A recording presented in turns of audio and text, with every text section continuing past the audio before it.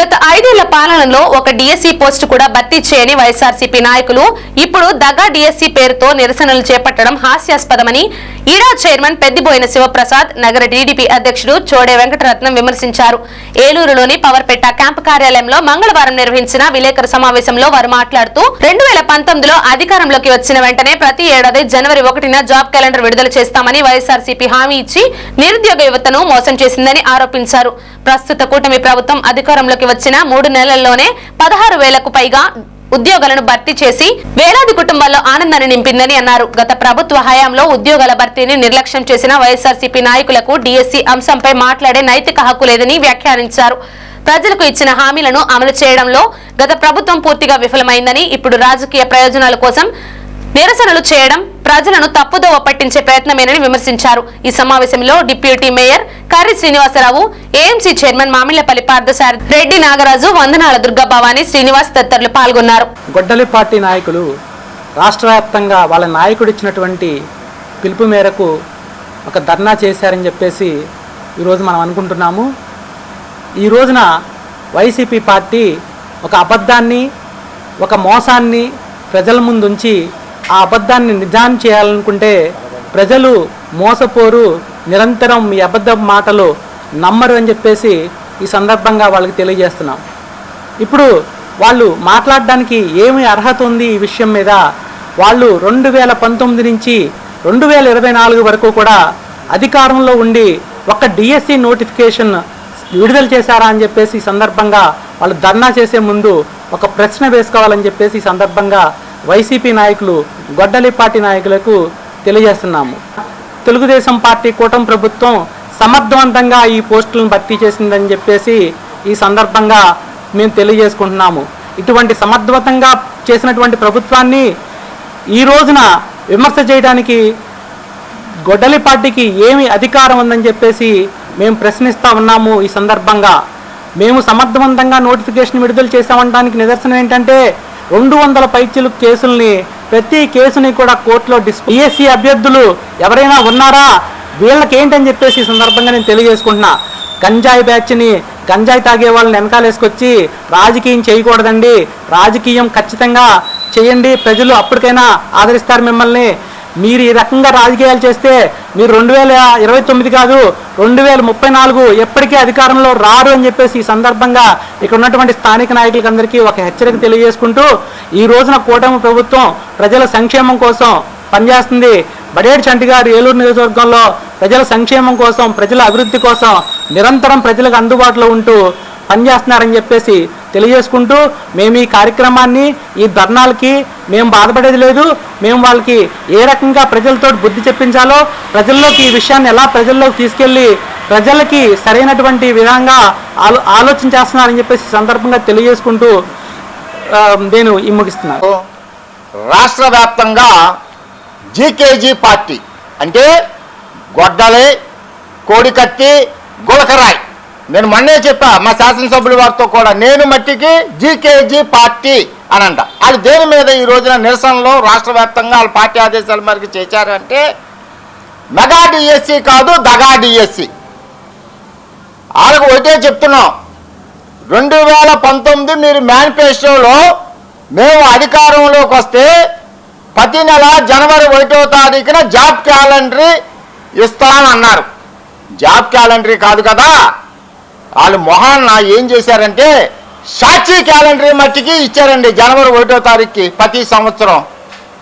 మరి మా ప్రభుత్వం, ఎన్డీఏ కూటమి ప్రభుత్వం అధికారంలోకి వచ్చిన వెంటనే 3 నెలల్లోనే 16,438 పోస్టులు డిఎస్సి తీసింది. మళ్ళీ మొన్న ఫిబ్రవరిలో రిటైర్డ్ అయిన వాళ్ళకి 1900 వరకు భర్తీ చేయడం జరిగింది. ఈ రోజున ఏలూరు నియోజకవర్గ వైఎస్ఆర్సీపీ ఇన్ఛార్జి గారు ఏమంటున్నారంటే, అక్కడ కేంద్ర మంత్రి నీటు పత్రాలు లీక్ అయిన సందర్భంగా రాజీనామా చేశారు విద్యాశాఖ మంత్రిగా. ఇక్కడ కూడా ఈ దగా డిఎస్సి చేపట్టారు కాబట్టి మంత్రి లోకేష్ గారు కూడా రాజీనామా చేయాలి అని అంటున్నారు.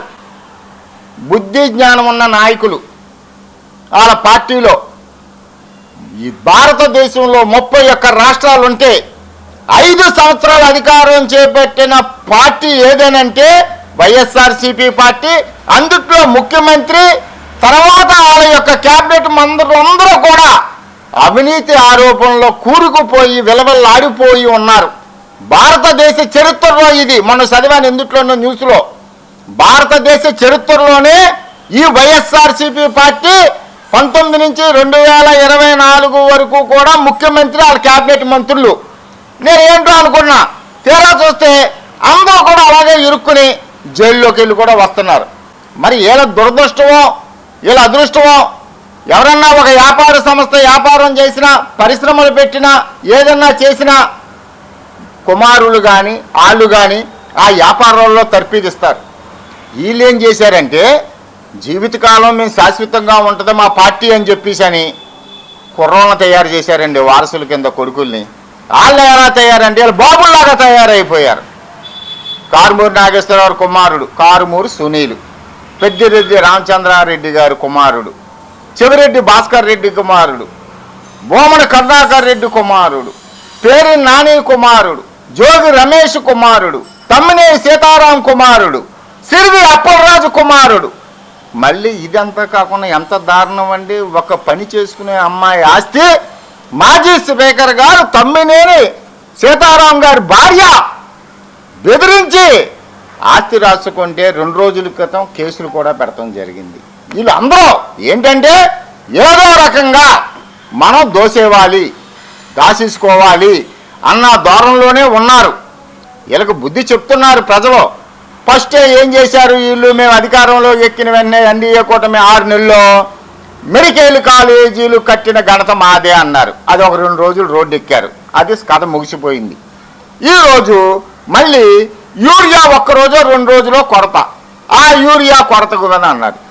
ఒక్కరోజు అంటే ఒక్కరోజు గల్ఫ్లో యుద్ధాలు జరుగుతుంటే పెట్రోల్ డీజిల్ స్టాక్ అయిపోతే ఇప్పుడు జైల్లో ఉన్న సిరిది అప్పలరాజు గారు ఒక బ్యానర్ పట్టుకుని ఆంధ్ర రాష్ట్రంలో మద్యం డీజిల్ నిల్లు, మద్యం ఫుల్లు, ఆంధ్ర రాష్ట్రంలో పెట్రోల్ డీజిల్ నిల్లు, మద్యం ఫుల్లు. నేను పొద్దున్నే సాక్షి పేపర్ 4:30కు వస్తుంది నాకండి, 4:30కు వస్తుంది. అందరికీ ఎన్నింటికి వస్తుందో తెలియక నాకు 4:30కు వస్తుంది.